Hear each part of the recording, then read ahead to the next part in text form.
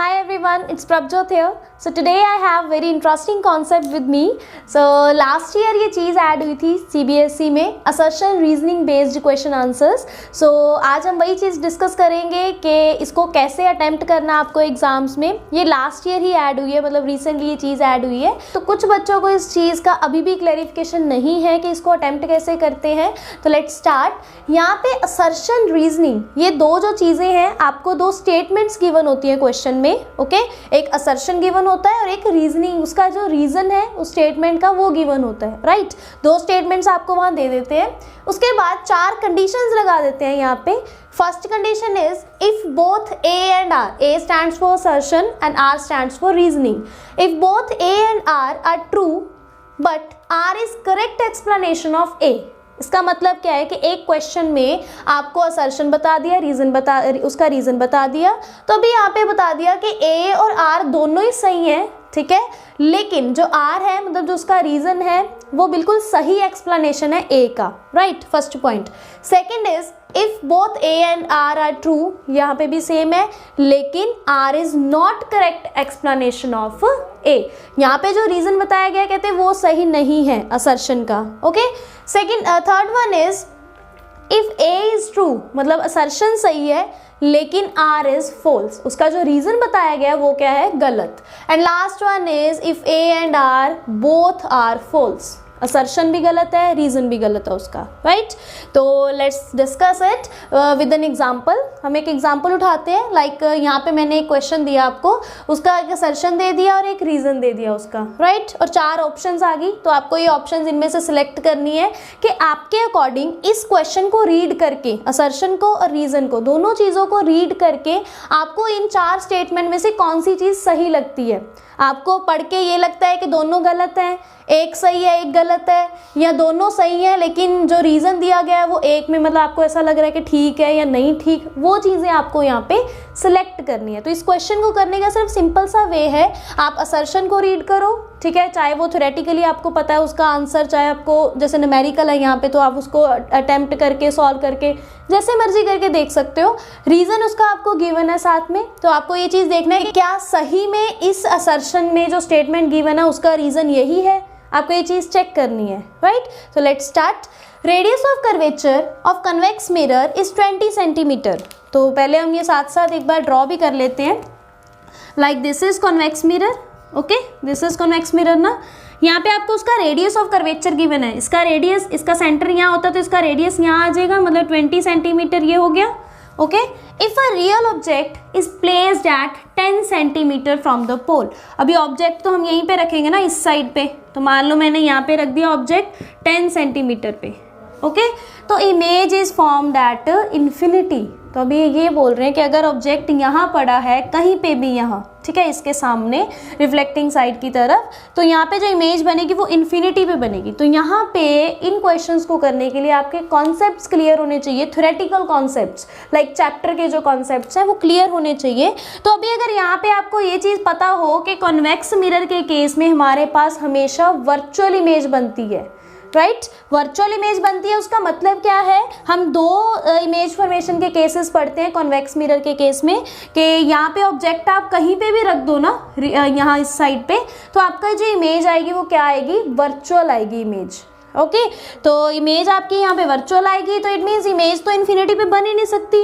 Infinity पे concave mirror के case में इमेज बनती है. ओके कॉन्वेक्स में तो ये देता ही वर्चुअल इमेज है, तो ये चीज़ तो यहीं पे गलत होगी. इट मीन्स असर्शन तो यहाँ पे क्या है हमारे पास, गलत, मतलब ये वाली जो स्टेटमेंट है वो बिल्कुल गलत है. ओके अब इसका रीज़न देखते हैं कि इन्होंने ये सही दिया है या गलत दिया है. When object is placed at focus, जब ऑब्जेक्ट जो है फोकस के ऊपर है, लाइक मैं यहाँ पे लगा लेती हूँ, इसका फोकस यहाँ होता है. ओके वर्चुअल होता है ना इसका फोकस. तो मान लो ऑब्जेक्ट यहाँ पे इस टाइम पे, तो its image is formed at infinity. ये चीज़ तो हो ही नहीं सकती. एज यू नो कि कॉन्वेक्स मिरर के केस में इसका वर्चुअल फोकस होता है, तो इसी वजह से ये वर्चुअल इमेज देता है हमारे पास. तो इट मीन्स अगर मतलब फोकस यहाँ पे वर्चुअल मिरर के पीछे वाली साइड है तो वहाँ आप ऑब्जेक्ट ही कैसे रख सकते हो. तो यहीं पे ये चीज़ गलत हो जाती है when object is placed at focus. Okay तो इट मीन्स यहाँ पे ये चीज़ भी गलत है. तो आपकी इनमें से कौन सी ऑप्शन सही होगी आपके अकॉर्डिंग. हमारी असर्शन भी गलत थी, रीज़न भी गलत था, तो it means this option is correct. If A and R both are false. Okay, तो यहाँ पे फाइंड करो ये 4 ऑप्शन में से ये वाली ऑप्शन कहाँ पे है, दिस वन, डी। ओके, तो आपको ये बता दिया यहाँ पे 2 आपको असर्शन रीजन स्टेटमेंट दे दी, उसके बाद ऑप्शंस आ गई, 4 स्टेटमेंट्स आपको यहाँ पे गिवन होंगी, कंडीशंस। ठीक है, आपको जस्ट इस क्वेश्चन को रीड आउट करके अच्छे से चेक करना है कि इन चारों में से कौन सी चीज़ गलत आ रही है, कौन सी सही आ रही है आपके अकॉर्डिंग, उस क्वेश्चन की स्टेटमेंट के अकॉर्डिंग, राइट। तो ऐसे ही एक और एग्जाम्पल इसकी लेते हैं, फिर आपको शायद ये ज़्यादा क्लैरिफाई हो जाए। Another example of assertion reasoning question, so let's start. Assertion यहाँ पे हमें क्या गिवन है, bending of wire does not effect electrical resistance. ये इलेक्ट्रिसिटी चैप्टर का क्वेश्चन है, पिछले वाला लाइट चैप्टर का क्वेश्चन था, तो ये आपको ऐसे मिक्स होकर भी आ सकते हैं, no doubt. Bending of wire मतलब कि अगर आप वायर को बेंड करते हो, इट डज नॉट इफेक्ट उसकी जो रेजिस्टेंस है, इट्स वेरी ऑब्वियस थिंग। ठीक है, तो मतलब ये स्टेटमेंट तो करेक्ट है हमारे अकॉर्डिंग। सेकेंड चलते हैं रीजन पे, resistance of wire is proportional to उसकी रेजिस्टिविटी, ये भी स्टेटमेंट ठीक है, हम रेजिस्टेंस की डेफिनेशन में पढ़ते हैं, ये रेजिस्टिविटी की डेफिनेशन में, राइट। तो रेजिस्टेंस जो है वो रेजिस्टिविटी के प्रोपोर्शनल होती है, तो ये भी सही है। तो इसका मतलब अगर हम यहाँ पे स्टेटमेंट्स देखते हैं, अब ये इन दोनों में से तो कोई केस नहीं आ सकता, क्योंकि दोनों गलत नहीं है, एक ट्रू एक गलत, ये चीज़ भी नहीं है। इन दोनों में आ जाओ, if both A and R are true, because हमारा ये वाली स्टेटमेंट होल्ड कर रही है कि दोनों ट्रू हैं, लेकिन मैटर क्या करता है, दिस थिंग कि R is correct explanation of A या फिर R is not correct explanation of A. तो यहाँ पे देखो, यहाँ तो बात हो रही थी बेंडिंग ऑफ वायर मतलब उसकी रेजिस्टेंस से रिलेटेड, लेकिन यहाँ ये जो इसका रीजन गिवन है, ये तो इस चीज़ को ऊपर वाली चीज़ को बिल्कुल भी मतलब एक्सप्लेन नहीं कर रहा, बिकॉज उसका तो कोई लेना देना ही नहीं है इस रीजन का, इस असर्शन के साथ कुछ लेना देना नहीं है।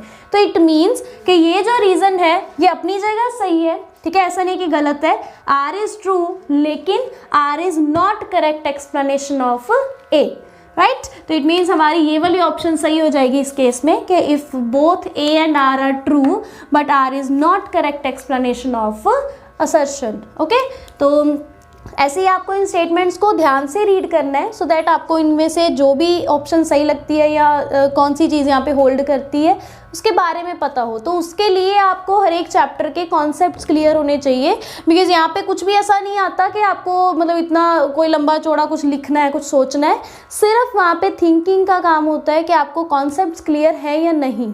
ओके, तो इसी के साथ ये असर्शन रीजनिंग के साथ एक और चीज़ ऐड हुई थी, कॉम्प्रीहेंशन बेस्ड क्वेश्चंस।